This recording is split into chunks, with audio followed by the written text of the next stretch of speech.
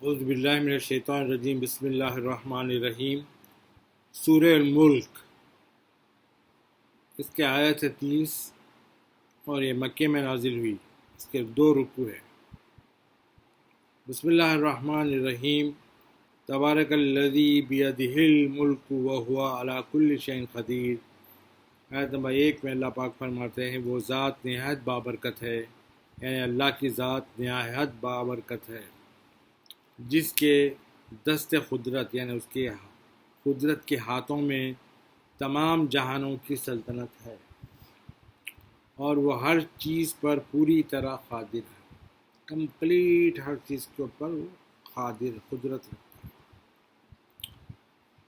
پھر اللہ تعالیٰ فرماتے ہیں آیت نمبر 2 میں الذی خلق الموت والحیات لیبلوکم ایکم احسن عملا وہو العزیز الغفور۔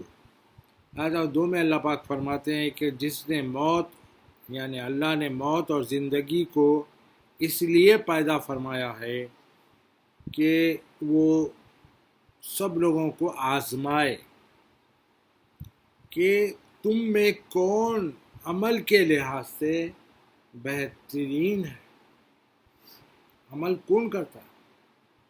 اس لیے اللہ تعالیٰ لوگوں کو زندگی دیا ہے، پھر اس کے بعد موت ہے، تاکہ چیک کرے، آزمائے کہ who is best among you۔ اور اللہ تعالیٰ غالب ہے اور بڑا بخشنے والا ہے۔ آیت نمبر 3 میں اللہ پاک فرماتے ہیں جس نے 7 یا متعدد آسمانی کرے باہمی مطابقت کے ساتھ طبق در طبق پیدا فرمائے، جس نے 7 آسمانوں کو اس کے اپنے 7 ستاروں کے ساتھ اللہ تعالیٰ نے لیول بائی لیول پیدا کیا۔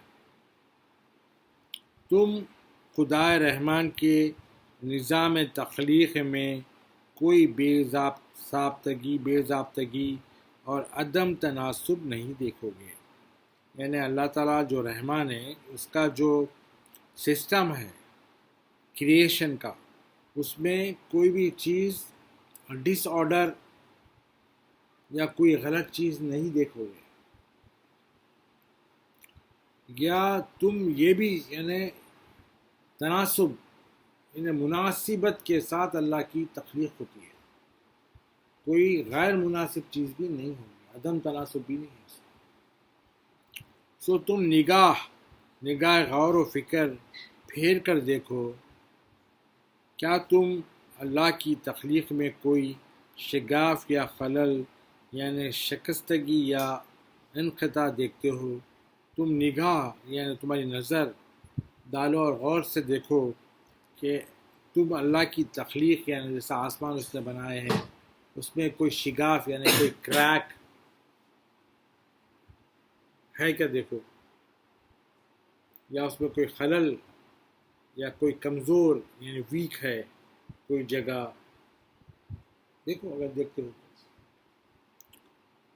پھر آیت نمبر 4 میں اللہ پاک فرماتے ہیں تم پھر نگاہ تحقیق کو بار بار مختلف زاویوں اور سائنسی طریقوں سے پھیر کر دیکھو، تمہاری جو سائنس ہے وہ طریقے سے بھی تم بار بار الگ الگ ڈائریکشن سے چیک کرو،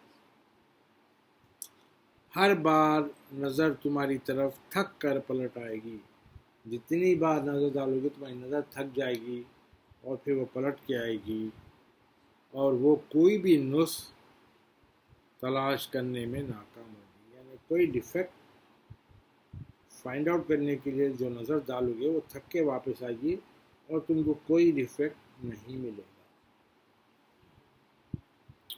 آیت 5 میں اللہ پاک فرماتے ہیں اور بے شک اللہ نے سب سے قریبی آسمانی کائنات کو ستاروں، سیاروں اور دیگری خلائی کروں اور ذروں کی شکل میں چراغوں سے مزین فرما دیا ہے، کہ اللہ تعالیٰ جو دنیا کا آسمان پہلا آسمان جو ہے آسمان دنیا بولتے ہیں اس کو اللہ تعالیٰ ڈیکوریٹ کرے ستاروں سے، سیاروں سے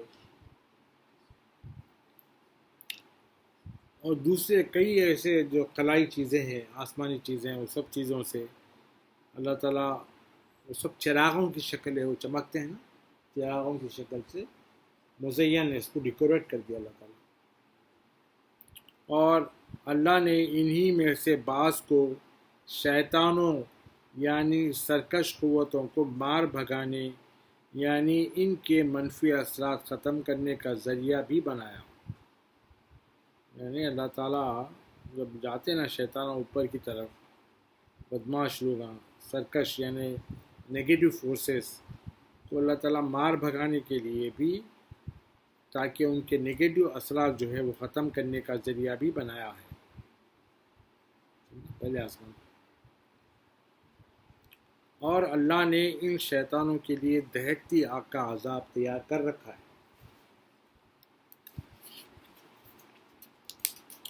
آیت نمبر 6 میں اللہ پاک فرماتے ہیں اور ایسے لوگوں کے لیے جنہوں نے اپنے رب کا انکار کیا دوزخ کا عذاب ہے اور وہ کیا ہی برا ٹھکانہ ہے.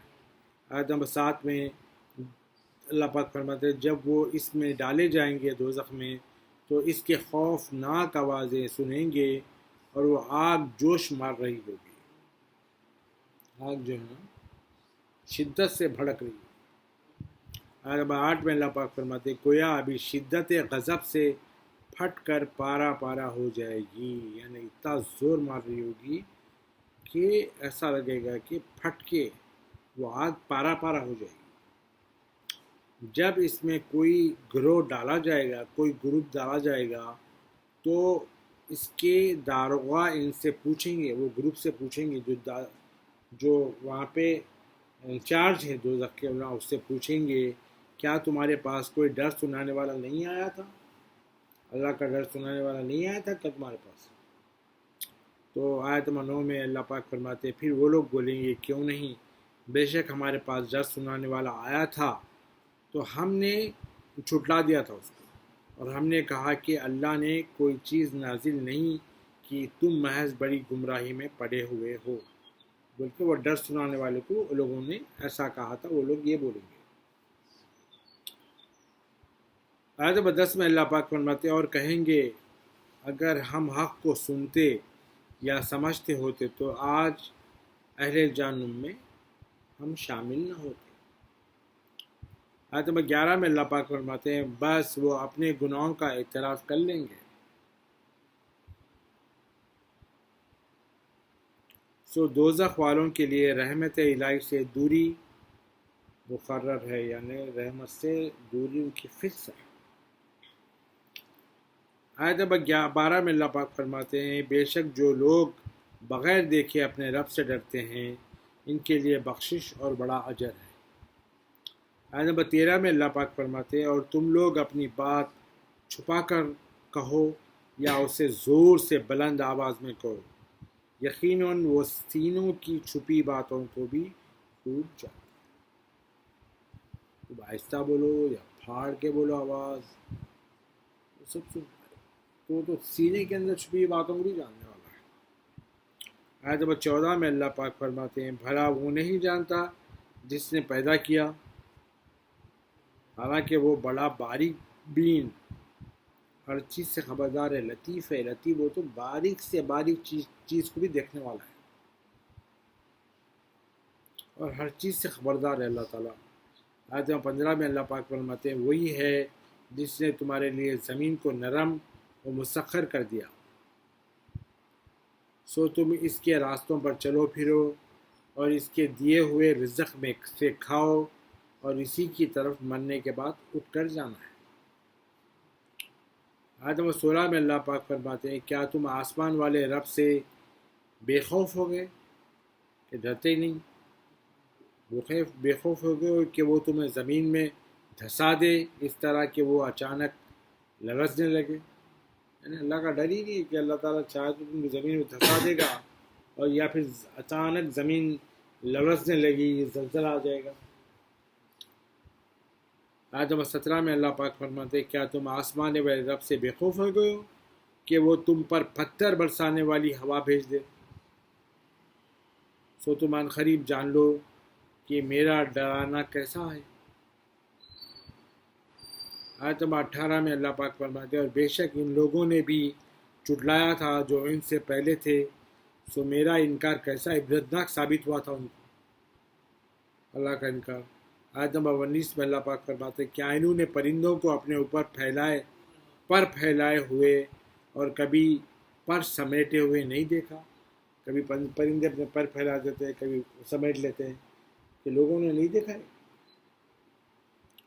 انہیں فضا میں گرنے سے کوئی نہیں روک سکتا، یعنی پرندوں کو فضا میں گرنے سے کوئی نہیں روک سکتا سوائے رحمان کے، یعنی اگر رحمان ہی روک کے رکھتا ہے لوگوں کو ایسا ہوا پہ ایسا اڑنے سے، نیچے نہیں گرنے سے، رحمان ہی روک کے رکھا ہے، وہ اس کے سوا کوئی نہیں روک سکتا گرنے سے۔ اور سوائے رحمان کے بنائے ہوئے قانون کے، بے شک وہ ہر چیز کو خوب دیکھنے والا ہے۔ رحمان کا بنایا ہوئی قانون ہے، وہ قانون کے حساب سے پرندے ہوا میں تیرتے ہیں، چرندے جو ہے زمین پہ پھرتے ہیں، یہ سب اللہ کے بنائے ہوئے قانون ہیں۔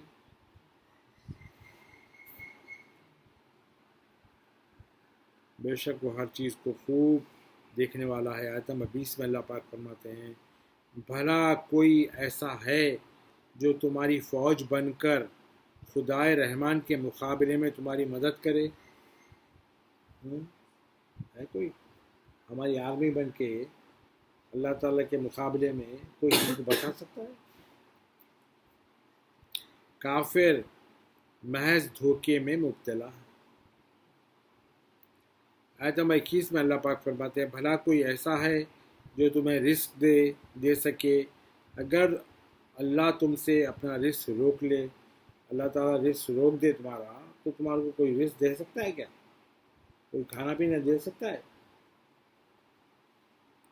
بلکہ وہ سرکشی اور حق سے نفرت میں مضبوطی سے اڑے ہوئے ہیں، یعنی جو لوگ اللہ کا انکار کرتے ہیں وہ بدمعاشی سے اور اللہ تعالیٰ کی نفرت سے، جو حق ہے اس سے نفرت ہے، وہ اس سے جو ہے مضبوطی سے اللہ اڑے ہوئے، اپنی حرکتوں سے اڑے ہوئے ہیں۔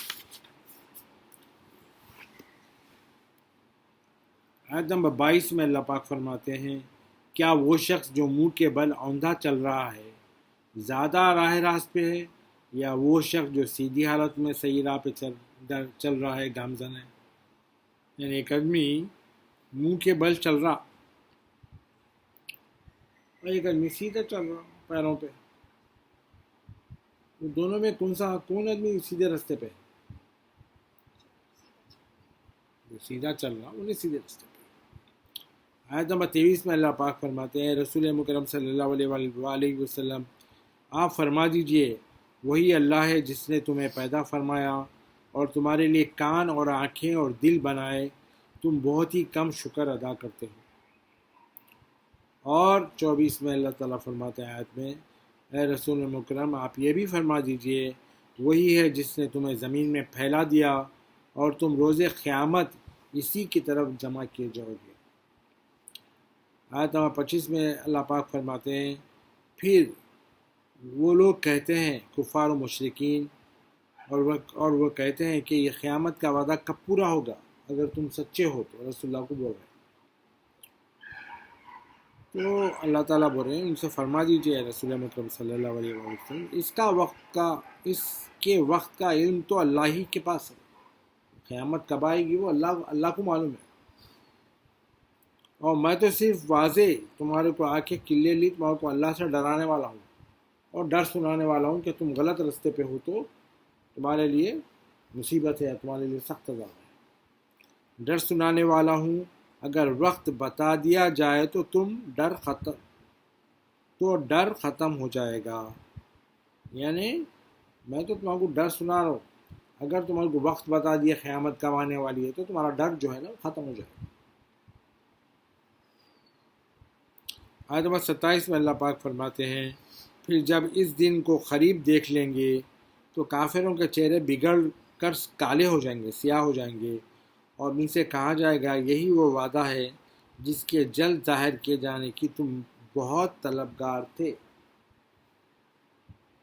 آیت نمبر 28 میں اللہ پاک فرماتے ہیں، فرما دیجئے رسول مکرم صلی اللہ علیہ وسلم، بھلا یہ بتاؤ اگر اللہ مجھے موت سے ہمکنار کر دے جیسے تم خواہش کرتے ہو،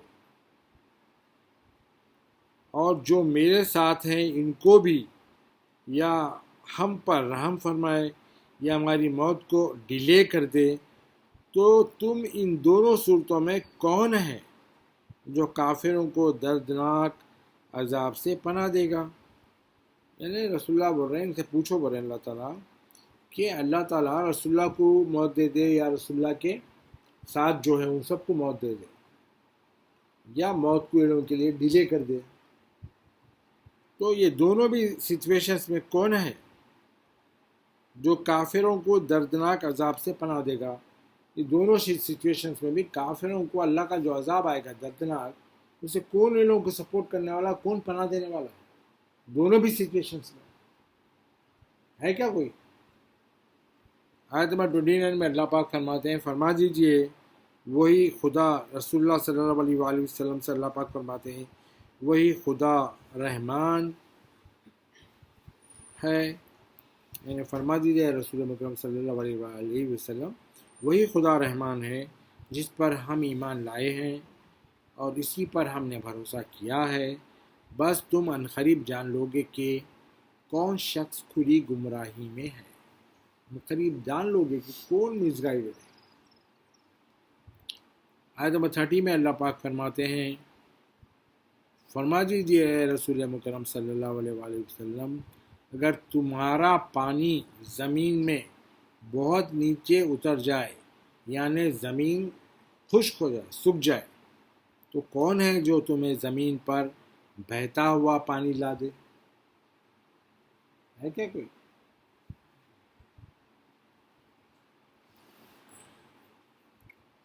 صدق اللہ۔